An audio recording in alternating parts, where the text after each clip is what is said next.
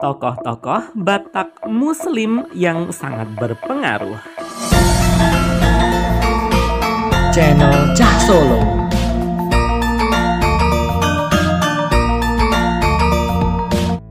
Ustadz Abdul Somad atau UAS. Ustadz Abdul Somad Batubara adalah seorang ustadz dan penceramah agama populer di Indonesia dan Malaysia dewasa ini.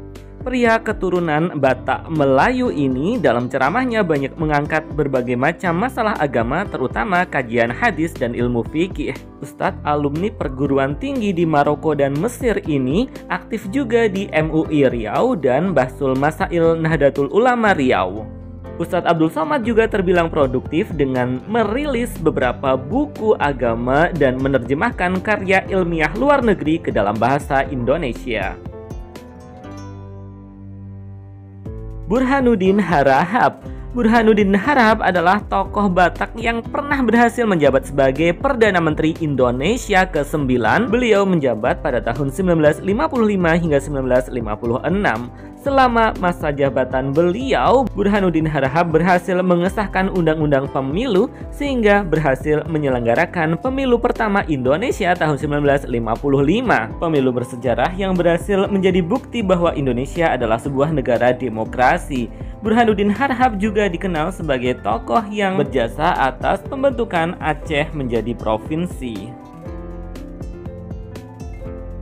Zulkifli Lubis. Zulkifli Lubis adalah tokoh militer Indonesia yang menjadi ketua Badan Intelijen Negara pertama di Indonesia. Tokoh Batak Muslim ini juga pernah menjabat sebagai Kepala Staf Angkatan Darat TNI pada tahun 1955.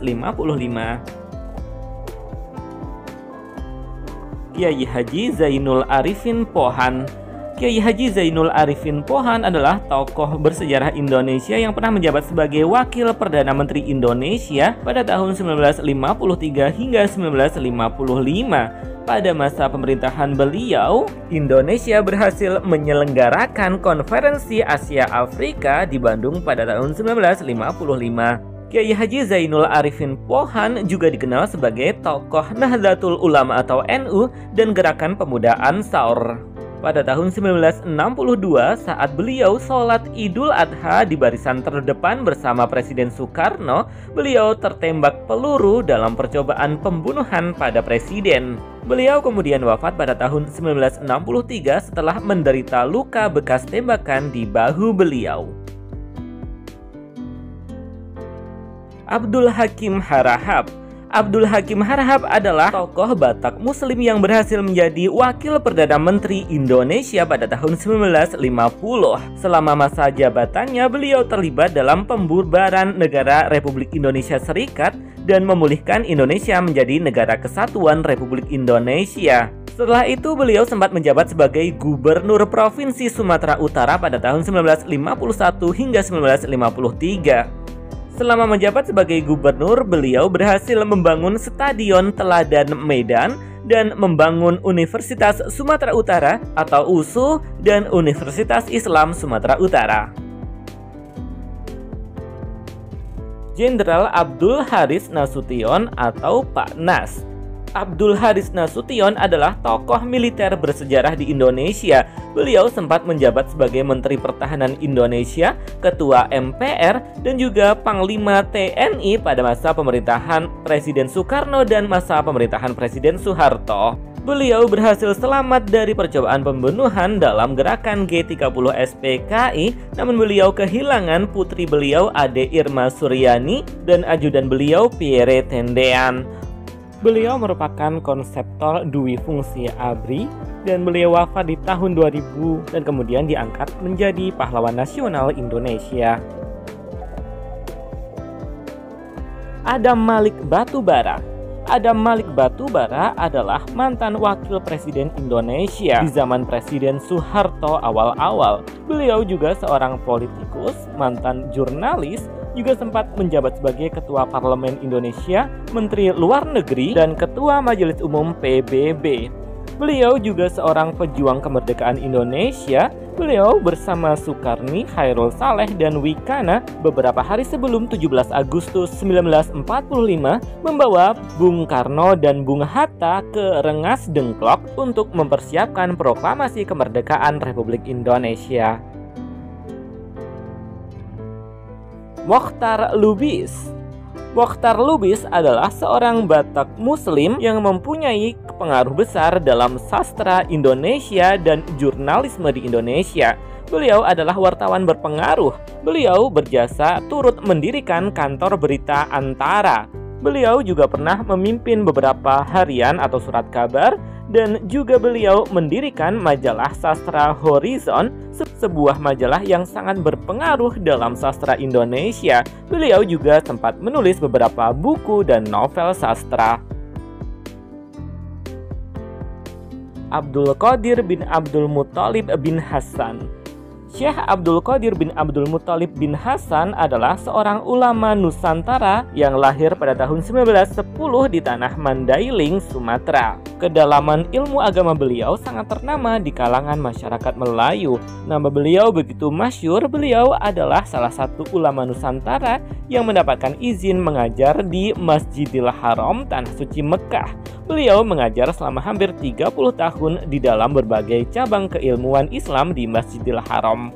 Dikisahkan Presiden Soekarno pernah menawari beliau menjadi mufti negara Indonesia, namun beliau menolak karena beliau memilih untuk mengajar di Masjidil Haram pada masa itu.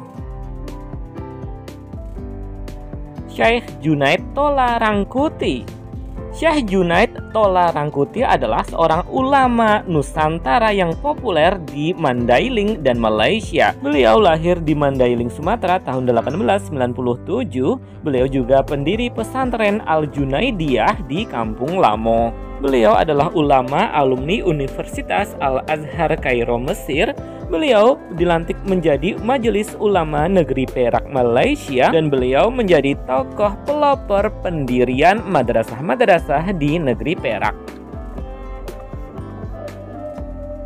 Sanusi Pane. Sanusi Pane adalah sastrawan besar Indonesia. Muslim Batak Angkola ini telah menulis banyak karya sastra, puisi, naskah drama, serta kajian sejarah. Beliau termasuk sastrawan Indonesia yang tergolong dalam angkatan pujangga baru. Armin Pane.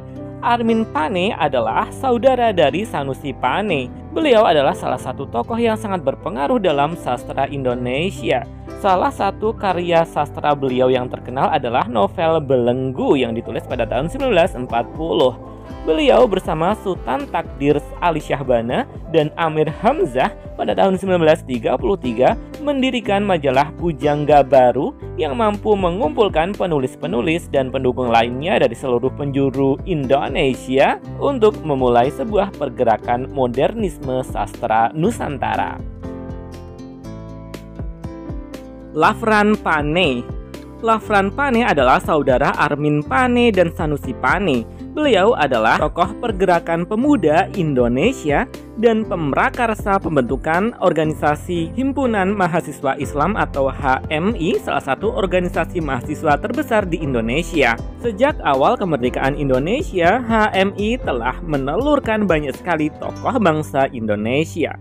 Dan Lafran Pane juga dikenal sebagai salah satu tokoh utama penentang pergantian ideologi negara Indonesia dari Pancasila ke komunisme. Putra Batak Muslim kelahiran Sipirok Padang Sidempuan ini ditetapkan sebagai pahlawan nasional Indonesia pada tahun 2017. Sultan Muhammad Amir Nasution. Sultan Muhammad Amir Nasution adalah pejabat gubernur muda Sumatera Utara yang pertama yang saat itu meliputi wilayah Tapanuli, Sumatera Timur yang sekarang Medan dan sekitarnya, dan juga Nangro Aceh Darussalam. Beliau menjabatnya sejak tahun 1946. Beliau berjasa dalam menanggulangi agresi militer pertama Belanda di wilayah Sumatera bagian utara, menanggulangi pemberontakan Logam, gerakan Laskar Marsuase, dan juga gerakan Said Al-Sagaf. Mr. Sultan Muhammad Amin Nasution ditetapkan sebagai pahlawan nasional Indonesia sejak tahun 2020. Abu Rizal Bakri.